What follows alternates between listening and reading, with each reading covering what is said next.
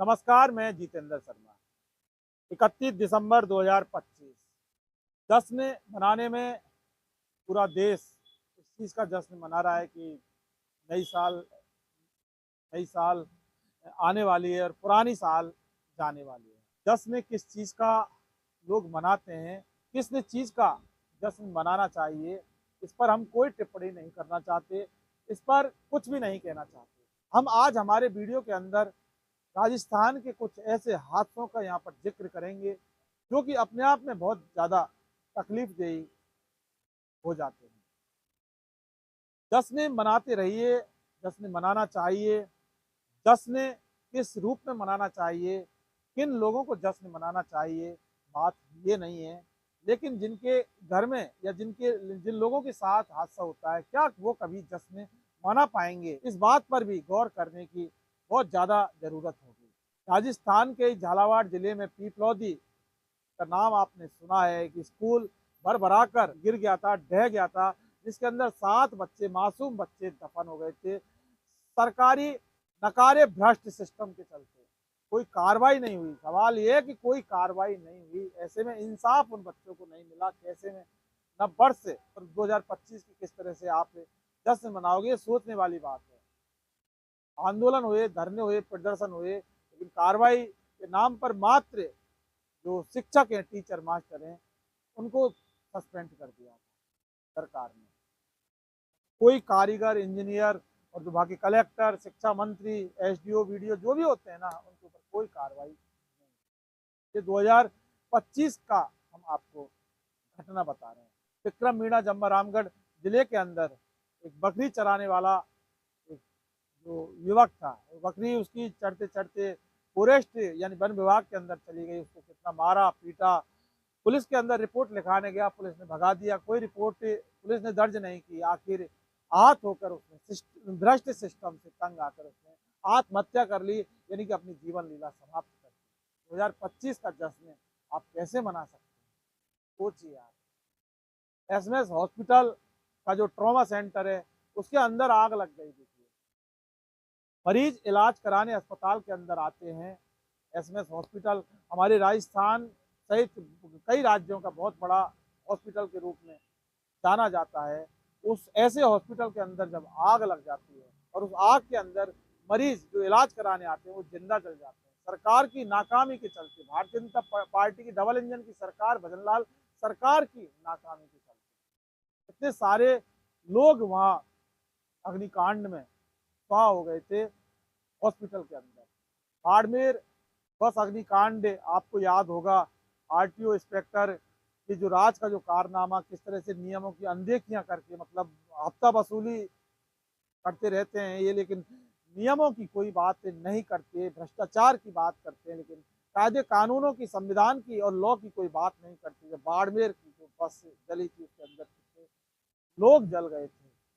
अमायरा मीणा 9 साल की मासूम बच्ची, नीरजा मोदी स्कूल के अंदर वो पढ़ती थी। 4वीं मंजिल की जो बालकनी है, वहां से कूद कर उसने अपनी जान दे दी, यानी कि सुसाइड कर लिया था। परिजनों का और आम जनता का कहना था कि ये नीरजा मोदी ने इसकी हत्या की स्कूल में। काफी आंदोलन हुआ, काफी विरोध प्रदर्शन भी हुआ था। आखिर सीबीएसई बोर्ड ने उसकी मान्यता रद्द कर दी। लेकिन क्या अमायरा मीणा इस दुनिया में आ पाएगी? वो मासूम बच्ची, उसके घर वाले किस तरह से जश्न मना सकेंगे? 2025 का कभी भी मना सकेंगे? हमें नहीं लगता कि उसके घर वाले कभी भी मना पाएंगे।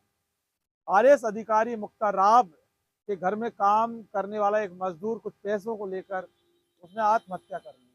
करीब 30 लाख का जो मामला था, मामला काफी उछला, लेकिन मामले को दफन कर दिया गया। कैसा इंसाफ मिला होगा उसको, कैसे नहीं मिला होगा। लेकिन सवाल ये है कि 2025 का जश्न कोई कैसे मना सकता है अगर ऐसी कोई घटना होती है?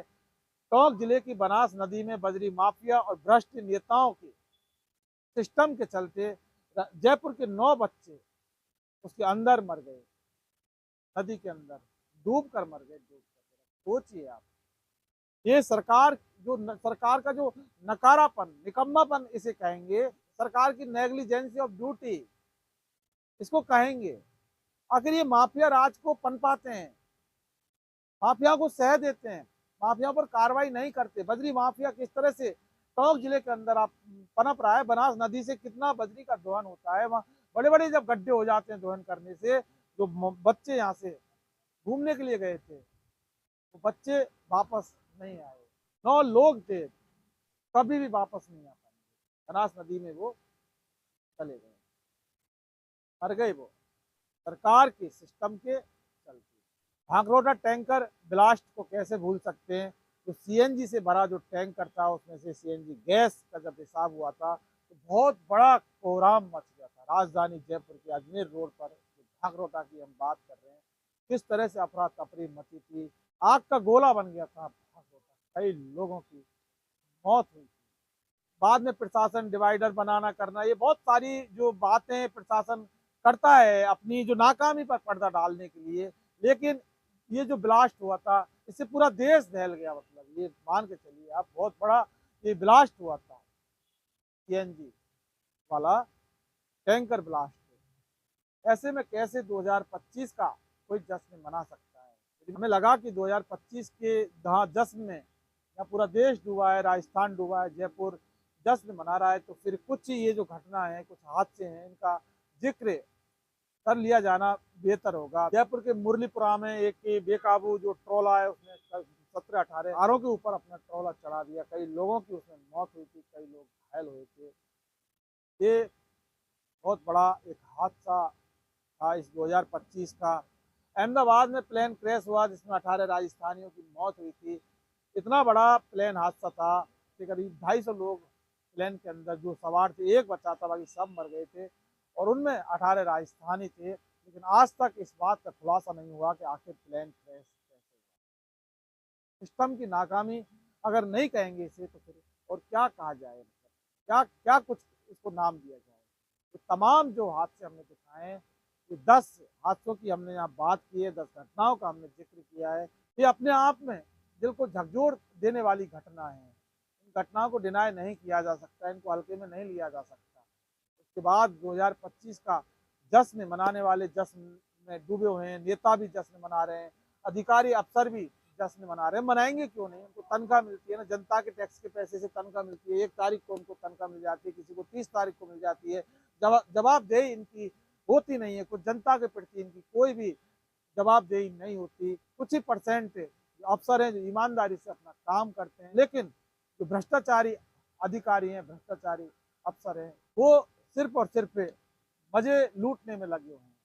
जनता के पैसे का पूरा वो मजे लेते हैं। और इन अधिकारियों अफसरों के अलावा जो सफेद पोश नेता हैं, हमारे नेता, चुने हुए जनप्रतिनिधि, वाकई जिनको जनता सीधा चुनती है अपने विकास के लिए, अपने हित के लिए, अपने भले के लिए, अपने बच्चों के लिए, अपने युवाओं के लिए, लेकिन वो उनका कोई भी भला नहीं करते, वो सिर्फ अपना और अपने बच्चों का भला करते। सोचिए हमारे इस लोकतांत्रिक जो देश है, लोकतांत्रिक व्यवस्था है, इसमें ऐसा कैसे होता है।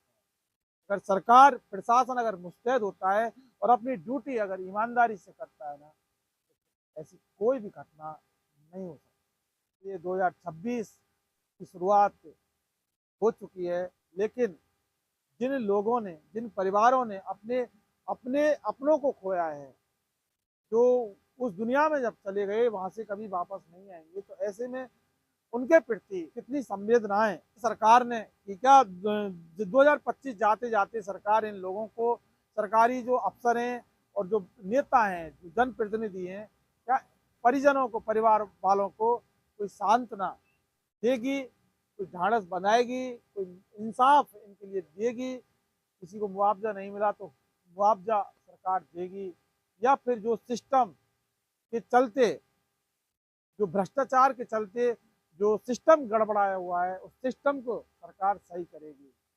अगर ऐसा कुछ सरकार करती है तो असली जश्न यही होगा। बाकी इस तरह से पार्टी डांस नशा पता ऐसे जश्न से हमारा जो भारत है कभी भी विकसित भारत नहीं बन पाएगा, कभी नहीं बन पाएगा, यकीन मान के चलिए, कभी नहीं।